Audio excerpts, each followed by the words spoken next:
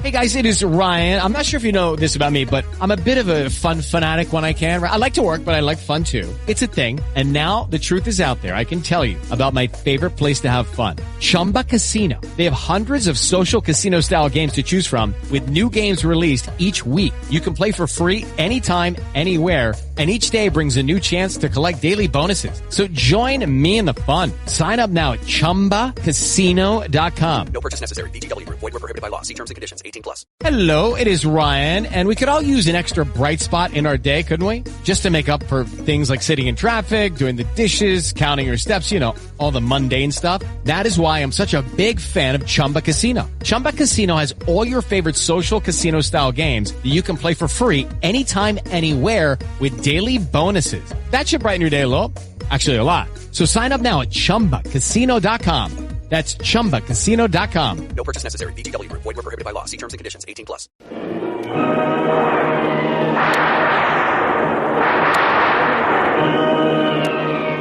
Presenting the adventures of Jungle Jim.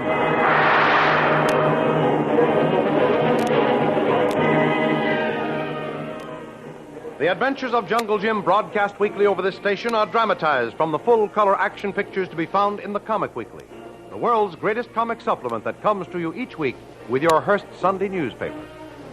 Join the 11 million adults and 6 million youngsters who enjoy the world's greatest comic and adventure pictures by the world's best artists featured in every issue of the Comic Weekly.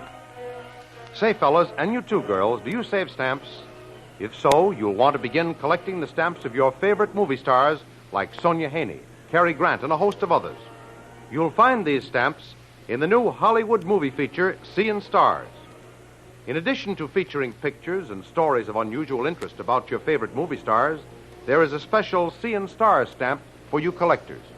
Each week, you'll find the face of one of your favorite movie stars on a special stamp. Why not begin to save them with next Sunday's Seein' Stars in the Comic Weekly, which comes to you with your Hearst Sunday newspaper. Jim, Kitty, and Kolu are en route by air to uncover a plot to sabotage the Panama Canal. Just before reaching Albuquerque, Kitty reluctantly agrees to forget and forgive Jim for his part in the deception. Jim and Channing of the FBI had planned it in order to get Kitty to accept the position as Jim's assistant. Just as the specially chartered plane descends upon the Albuquerque airport, the co-pilot comes back to tell Jim there is an important telegram awaiting him. The plane lands at one end of the airport to be refueled, and as Jim steps off the plane, the messenger boy hands him the telegram. He rips open the envelope, reads the message, and a mingled expression of sorrow and anger comes over his face. Kitty finally breaks the silence. What is it, Jim? Bad news? Very bad, Kitty. They've got Inspector Channing. You mean Channing has... Has been brutally murdered in cold blood. Oh. Shot in the back as he was about to enter his office building after leaving us this morning. Oh, what a terrible thing. A brilliant young man just beginning a great career. Jim, who do you think committed such a brutal crime? Why, the traitors who were trying to undermine our country's defenses by this plot to sabotage the Panama Canal. Well, Kitty, I'll avenge poor Channing's murder if it's the last thing I ever do. Jim, you may have had some doubt about my willingness to stick this job out up until now, but I want to see this thing through to the finish, and bring those murderous traitors to justice. I pledge you my word. Thanks, Kitty. And I don't have to tell you it's going to be a tough job. From now on, we've got to be very careful, all of us. Be on your guard every minute. They've got Channing. They're probably waiting to get us. Now, look, Kitty. You stay here close to the plane while I go out and send a reply to this wire. Don't go away. No. Kolu, you come along with me. Yes, Tuan. We'll be ready to take off again as soon as they've finished refueling and checking the plane. Come on, Kolu. This way. The administration building is just over there beyond this big hangar. We'll slip through between these two hangars. We haven't got much time. 20 minutes layover, I think that pilot said. Quick, down! What?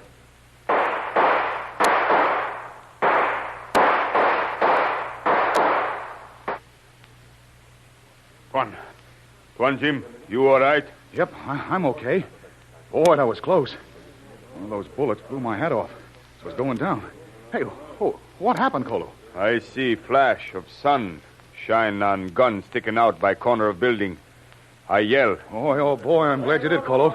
I just got down in time. Good thing I was carrying this automatic in my coat pocket. Did I get that guy? Kolu think so, Tuan.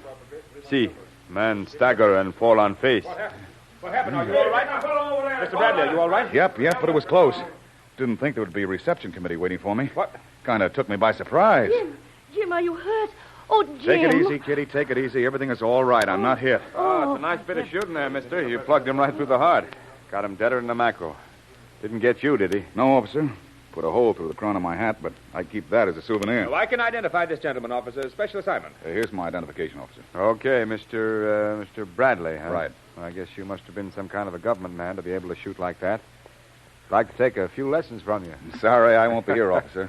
We're leaving as soon as I get a call through to Frisco. Oh, I see. But first, I'd like to have a look through this dead man's pockets. May have papers or something that might identify him. Kolu, you take Kitty. We're right back to the plane. Get in and stay there until we're ready to take off. Yes, Tuan. Kolu, keep guard close now. All right, officer. Let's go over there and look over the victim. He's not anybody I know, Mr. Bradley. I'm pretty well acquainted with everybody around these parts.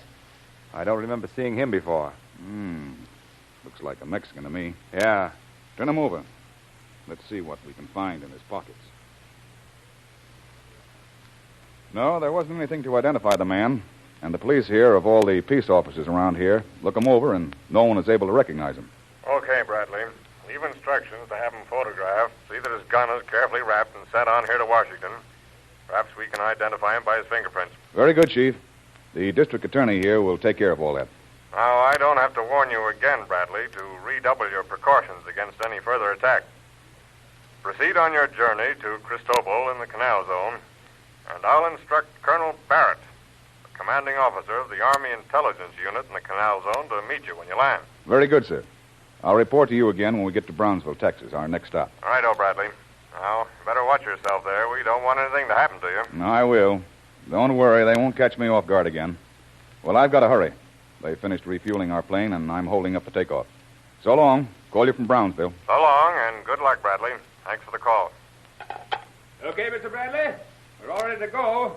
Motor's warmed up, all ready to take off. Right with you.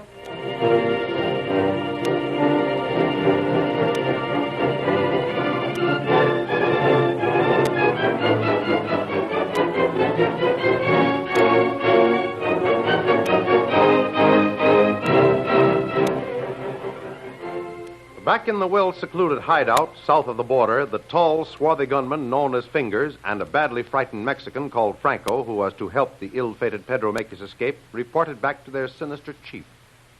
Well, Fingers, didn't take you long to get back from Frisco. I didn't expect you so soon, but I'm glad you're here. I can use you for another little job.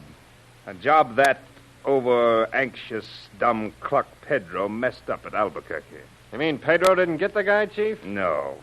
The bungling lug ran into some reverse English. The other guy got him. That's why I call this dim-witted Franco in here. I want to find out what happened. Now, sit down and listen. Okay, Franco, spill it. What happened? I don't know, boss. I don't see the whole thing. See? Pedro gets bumped off, and he was with him, and he doesn't know what happened. Well, I do just like you say, boss. I leave Pedro when plane comes in.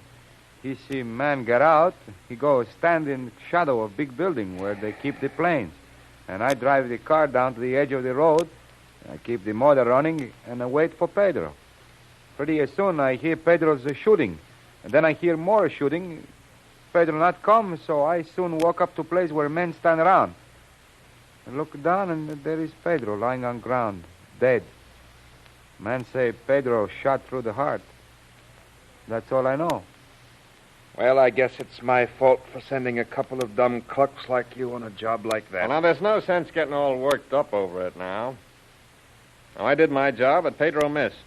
Okay, what do we do now? Fingers, you've got to get rid of this number 2 man. You did a nice, clean job in Frisco.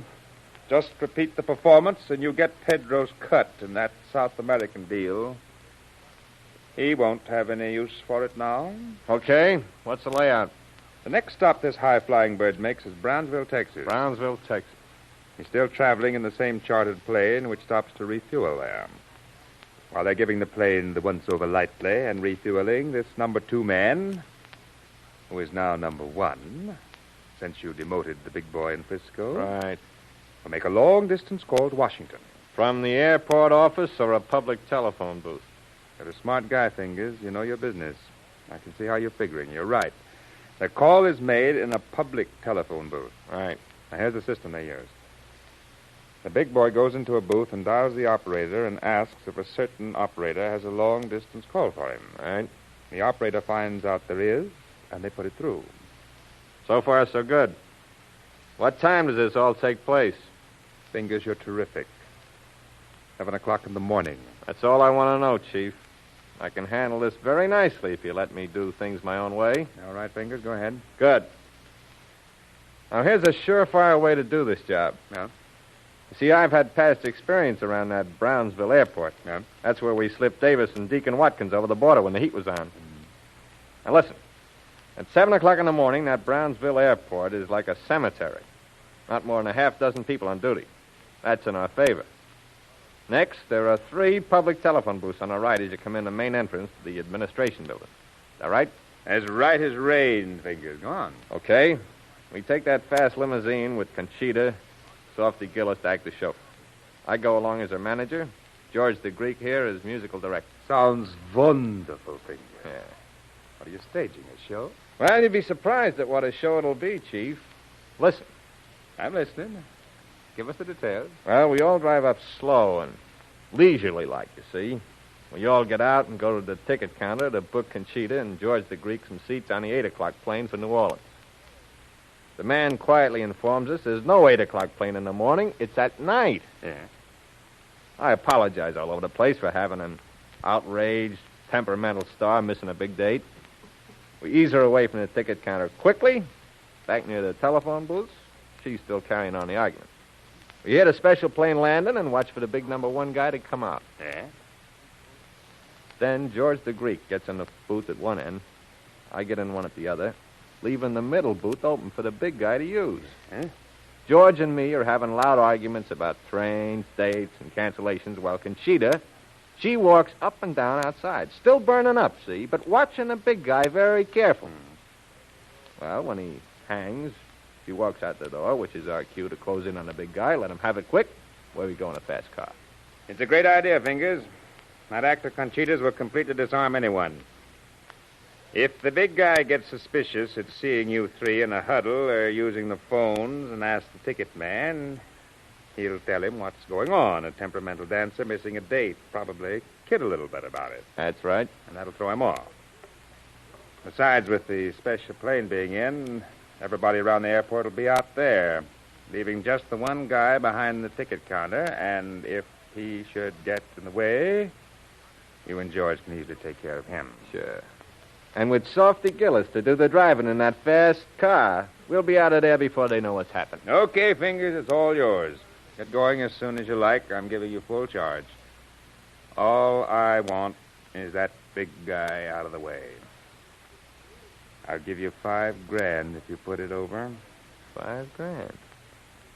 Get out the bankroll and start counting the money. Brownsville is the last stop for that number 1 man.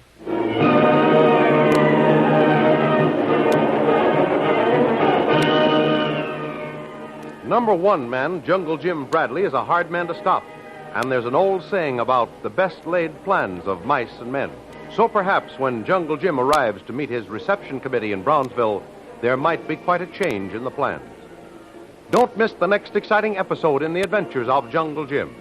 Remember, you can follow these adventures in the full-color action pictures to be found in the Comic Weekly, the world's greatest comic supplement containing the best full-color adventure and comic pictures. No other comic supplement can give you the top names of Cartoonland like the all-star favorites to be found in the Comic Weekly. The whole family follow the fun and frolics of Jiggs and Maggie, the Little King, the immortal Donald Duck, as well as the exciting adventures of Flash Gordon and Jungle Jim. Join the 11 million adults and 6 million youngsters who every week find the greatest of home entertainment in the Comic Weekly, which comes to you with your Hearst Sunday newspaper. More thrilling radio adventures of Jungle Jim will be heard at the same time next week over this same station. Be sure to tune in.